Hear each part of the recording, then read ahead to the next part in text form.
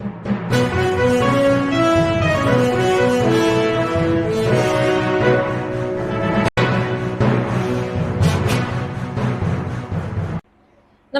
मैं हूं अनुष्का और आप देख रहे हैं अंबर टाइम्स। आइए रुक करते हैं खबरों की ओर। इंदौर में दूषित पानी पीने से हुई मौत और शहर में गंदे पानी की लगातार शिकायतें मिलने पर रतलाम प्रशासन अलर्ट हो गया है। शनिवार को चौमुखी पुल से चांदनी चौक 3 स्थानों पर खुदाई कर लीकेज की खुदाई कर जांच की गई। कैबिनेट मंत्री चैतन्य काश्यप ने अफसरों की बैठक ली। मंत्री ने अफसरों से कहा कि रतलाम के किसी भी नल से दूषित पानी न जाए, यह सुनिश्चित किया जाए। वहीं वार्ड क्रमांक 26 में गंदे पानी की सप्लाई को देखते हुए 150 घरों में फिटकरी बांटी गई। इधर रतलाम प्रशासन ने हेल्पलाइन नंबर भी जारी किए हैं। इसमें रतलाम की जनता गंदा या दूषित पानी आने पर शिकायत कर सकती है। आपके मोहल्ले या घर में गंदा पानी आ रहा है तो आप हेल्पलाइन नंबर 07412 270 416 पर सुबह 7 से शाम 6 बजे तक कॉल कर समस्या बता सकते हैं। हेल्पलाइन के सुचारू संचालन के लिए रतलाम कलेक्टर ने SLR अखिलेश मालवीय को नोडल अधिकारी बनाया है। पेयजल आपूर्ति के लिए सूक्ष्म लघु एवं मध्यम उद्यम मंत्री चैतन्य काश्यप ने कलेक्टर कार्यालय में अफसरों की बैठक ली।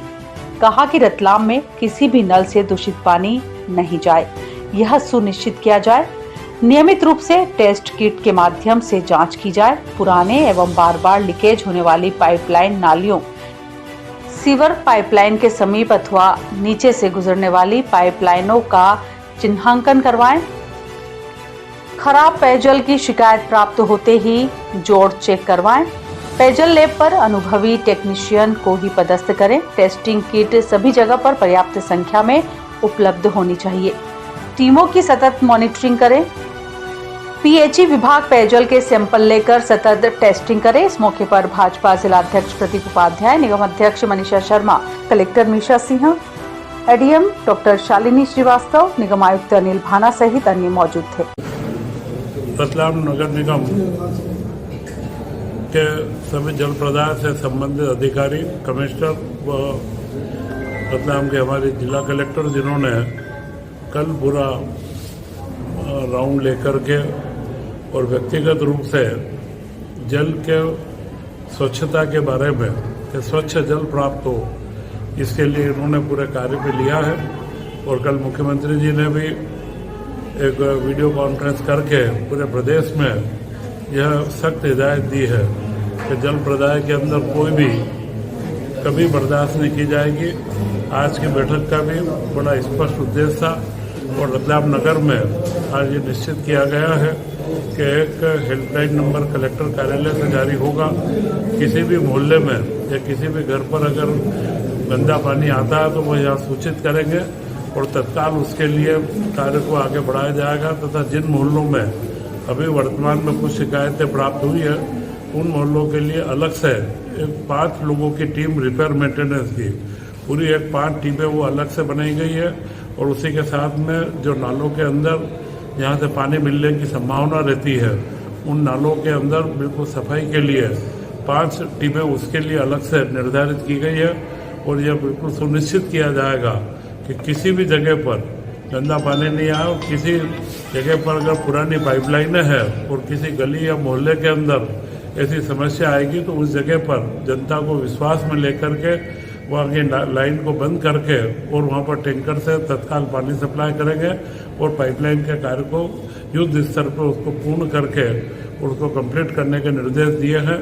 और यहाँ की जो पानी की टेस्टिंग की लैब है उस लैब में भी सारी सुविधाएं हैं। कल कुछ जो ना इंस्पेक्शन हुआ उसमें कमी पाई गई थी, उसे भी तत्काल दुरुस्त करके एक नया केमिस्ट स्टोर रखने का, एक ही केमिस्ट वहाँ कार्यरत एक केमिस्ट स्टोर रखने के निर्देश दिए हैं।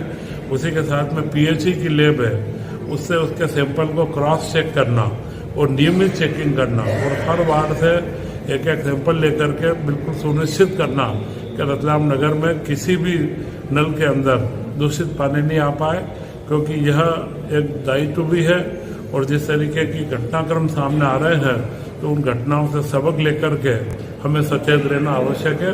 और इसी के क्रम में आज की हमने बैठक रखी थी कि रतलाम नगर में इस तरीके का कोई भी समस्या हमारे जनता को नहीं हो और पूरा प्रशासन इसके अंदर बड़ी मुस्तैदी से कार्य कर रहा है। आज महापौर जी उनके स्वास्थ्य के कारण से बाहर गए हुए थे, तो मैं आज यहाँ आया था, तो यह बैठक हमने ली है। नगर निगम की हमारी अध्यक्षा मैम मनीषा शर्मा और नगर निगम के जो जन प्रदायक के प्रभारी हैं भगत सिंह भदौरिया भी थे, कलेक्टर और इनके साथ में अब सारे प्रशासनिक अधिकारी भी इसके अंदर उपस्थित थे। और यह बिल्कुल सुनिश्चित करेंगे कि इस तरीके की कहीं पर भी संभावनाएं हो तो संभावनाओं पर तत्काल युद्ध स्तर पर हमारी टीम लगेगी और शुद्ध जल को उपलब्ध कराने का दायित्व पूर्ण करेंगे।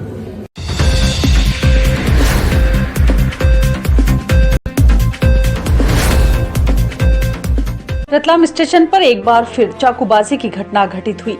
सिरफिरे आरोपी ने चाकू से हमला कर युवक को गंभीर रूप से घायल कर दिया।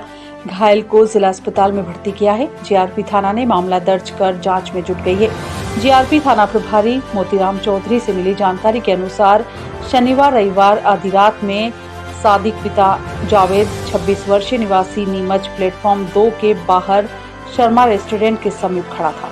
तभी सिरफिरा अमन 23 वर्षीय निवासी जावरा फाटक उसके पास आया और बिना किसी बात के चाकू से हमला कर घायल कर दिया। आरोपी हमला कर घटनास्थल से भाग गया। घटना की सूचना मिलते ही जीआरपी पुलिस मौके पर पहुंची और घायल सादिक को तुरंत जिला चिकित्सालय ले गए, जहां उसका उपचार किया जा रहा है। आरोपी के विरुद्ध प्रकरण दर्ज कर लिया गया है। साथ ही आरोपी की तलाश के लिए टीम को रवाना किया गया है। नीमच से आ रहा था मैं, यहाँ शादी थी रतलाम में, तो मैं प्लेटफॉर्म नंबर 7 पे उतरा। 7 से इधर आया था 1 नंबर पे, और पता नहीं वो पीछा कर रहा था, मेरे को ध्यान नहीं था, मैं कॉल पे बात कर रहा था और एकदम उनने पीछे से चाकू मार दिया। क्या कुछ कारण रहा, कुछ परिचित है? नहीं, कुछ भी नहीं, जान पहचान कुछ भी नहीं थी, शायद वो नशे में होगा। उनने एकदम चाकू मारा तो मैं एकदम मतलब ऐसा हुआ कि ये क्या हुआ एकदम से। फिर मैं पलटा भी तो इधर आगे भी लगा मेरे। फिर उसके बाद मैंने थोड़ा मतलब भागा कि और कहीं भी मार देगा जी। फिर आगे जाके खड़ा हुआ वहाँ पे और कॉल पे मतलब बात कर रहा था घर वालों से कि मैं आ गया हूँ, लेने आ जाना। फिर उसके बाद थोड़ी आगे गया, होटल के वहाँ पे रुका। फिर मेरे को चक्कर टाइप भी आ रहे थे। फिर मैं बात कर रहा था तो मैंने बताया उनको कि कॉल पे कि मेरे चाकू वगैरह मार दिया, तो किसी को भेजो। तो फिर सब आए और फिर मेरे को हॉस्पिटल लाए। पुलिस को, जीआरपी को आपने सूचित रात को? नहीं, फिर वो आए थे ना पुलिस। अच्छा। मतलब स्टेटमेंट वगैरह सब लिया मेरा जी, और कार्रवाई करने का भी बोला। और सीसीटीवी भी मतलब देखा, उसमें भी वो दिख रहा है जो जिनने चाकू मारा। ये प्लेटफॉर्म पर ही? हाँ, ये मेन गेट जो है ना, 1 नंबर वाला, वहाँ से बाहर निकलते वहीं पर उन्होंने मतलब उसने चाकू मारा मुझे।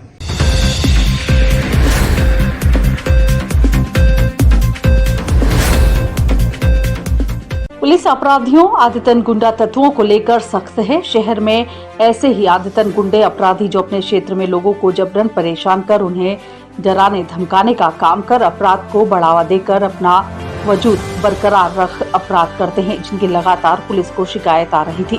ऐसे आदितन गुंडा बदमाश तत्वों पर पुलिस लगातार नकेल कस रही है।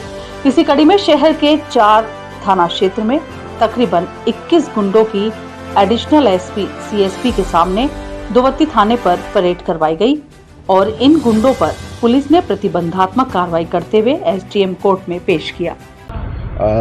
जिनके विरुद्ध जो आदतन अपराधी हैं और इनके विरुद्ध लगातार अपराध कर रहे थे, और ऐसे व्यक्ति कल रात्रि में भी इनके द्वारा कुछ घटना कारित की गई थी। तो चारों थानों में ऐसे जो व्यक्ति थे जिनके द्वारा घटना कारित की गई थी, इनके विरुद्ध प्रतिबंधात्मक कार्रवाई की गई है। कितने लोग हैं उसमें? इसमें कुल 21 लोग हैं। इनके विरुद्ध प्रतिबंधात्मक कार्रवाई की गई है। अभी ये अभियान अनवरत चलता रहेगा? जी हाँ, बिल्कुल, ये अभियान चलता रहेगा, सतत जारी रहेगा।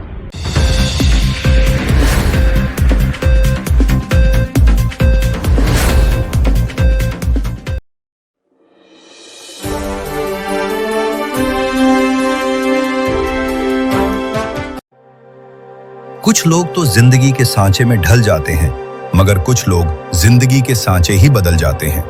इसी आशा और अटूट विश्वास के साथ चेतन चैरिटी एक संस्था नहीं, उन असहाय बच्चों और ऐसी महिलाओं का परिवार है जो शिक्षा, स्वास्थ्य और उन्हें रोजगार के लिए संसाधन भी उपलब्ध कराती है। आपके सहयोग का बढ़ता एक कदम किसी के उज्जवल भविष्य की नींव रख सकता है, तो किसी मजबूर और लाचार का पेट भर सकता है। आज ही आप भी चेतन चैरिटी से जुड़कर बन सकते हैं किसी के मददगार। हमारा पता है 109 स्टेशन रोड, रतलाम।